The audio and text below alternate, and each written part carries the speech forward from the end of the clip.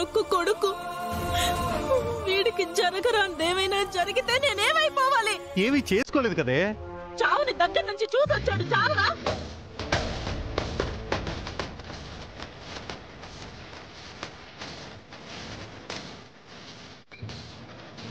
లేదత్తయ్య, అలాంటిదేమీ జరగలేదు. నేను నా కళ్ళతో చూడకపోయినా నాకంతా తెలిసే. ఏం తెలుసమ్మా? ఎందుకు గొడవ పెద్ద చేస్తున్నావు? నువ్వు నా తరపున మాట్లాడకపోయినా పర్లేదురా, దీన్ని మాత్రం వెనకేసుకుని రాకు.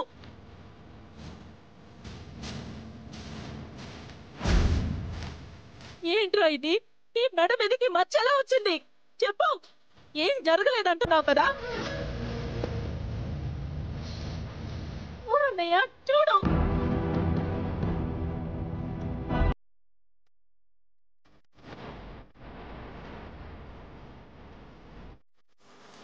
ఇది ఆత్మహత్య ప్రయత్నంలాగే ఉందే.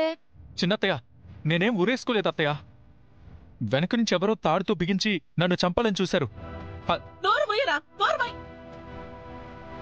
దీన్ని కాపాడడం కోసం వాళ్ళ మీద వీళ్ళ మీద తొయ్యకు. అది ఇంత ప్రేమేంట్రా నీకు దీని మీద? అది ప్రేమించిన వాళ్ళకి మాత్రమే తెలుస్తుంది పద్మ. ఇది ఏ ముహూర్తాన ఈ ఇంట్లో అడుగు పెట్టిందో కానీ ఇది అడుగు పెట్టిన దగ్గర నుంచి ఇల్లంతా వల్లకాడులా మారిపోయింది. పద్మ, మాటలు మర్యాదగా రాని. అన్నయ్య, నా కొడుకు జీవితం అస్తవ్యస్తం అయితే ఆచితూచి ఎలా మాట్లాడమంటావు? రేయ్, ఏం మందు పెట్టిందిరా ఇది నీకు? ఏం మాయ చేసిందిరా? అమ్మా, ఆద్యకి మాయ చేయాల్సిన అవసరం లేదమ్మా. ఏమే, వాడేదో తొందరపాట్లో ఇంట్లోంచి వెళ్ళిపోయాడే. ఈ విషయాన్ని ఇంతకంటే పెద్ద చేయకే. ఇప్పుడు ఇది చిన్న విషయం కాదు. ఇది వాడికి చచ్చిపోవాలనే ఆలోచన వచ్చేలా చేసింది. ఇది నేను సహించను.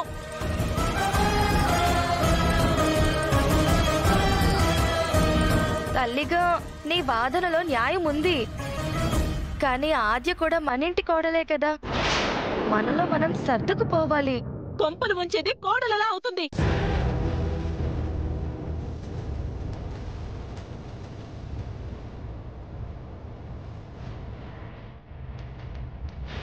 పద్మా గారు, రండి లాయర్ గారు, రండి. నమస్కారం రఘురామ్ గారు. నమస్తే నాన్న. క్షమా, త్యాగానికైనా మంచితనానికైనా హద్దనేది ఉంటుంది కదా. తన జీవితాన్ని సర్వనాశనం చేసుకుని నా జీవితం నిలబెట్టాలని చూస్తే నేనెలా ఒప్పుకుంటాను నాన్న? రాము,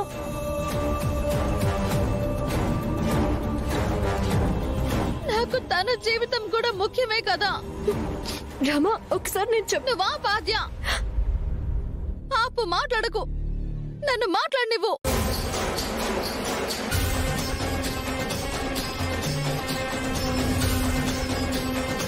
నాన్న, తనకి ఇలాంటి పరిస్థితి వచ్చిన తర్వాత నేను ఇంకా చూస్తూ ఉంటే నాకంటే స్వార్థపరురాలు ఇంకెవరు ఉండరు. రామా,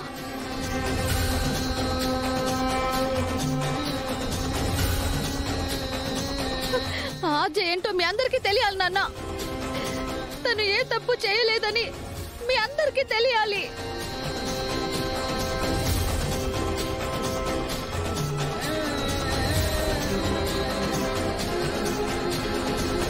అంటే నిజంగానే ఏ తప్పు చెయ్యలేదా? లేదు పిన్ని, ఆద్య ఏ తప్పు చేయలేదు. సీతమ్మ ఎంత పవిత్రమైందో ఆద్య కూడా అంతే పవిత్రమైంది.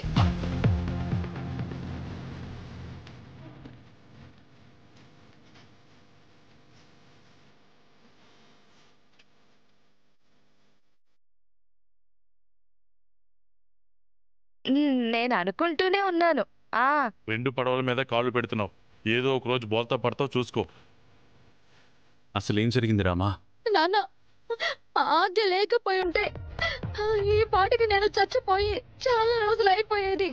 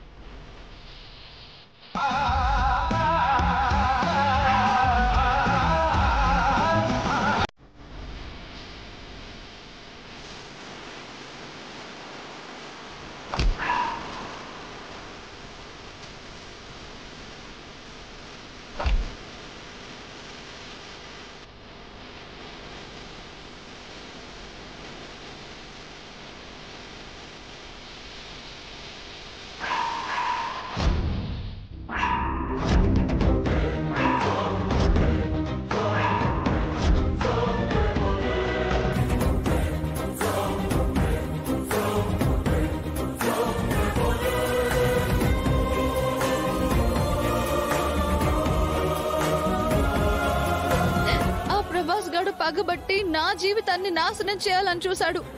ఆ నింద తన మీద వేసుకొని తన జీవితం నాశనం చేసుకుంటుంది నాన్న.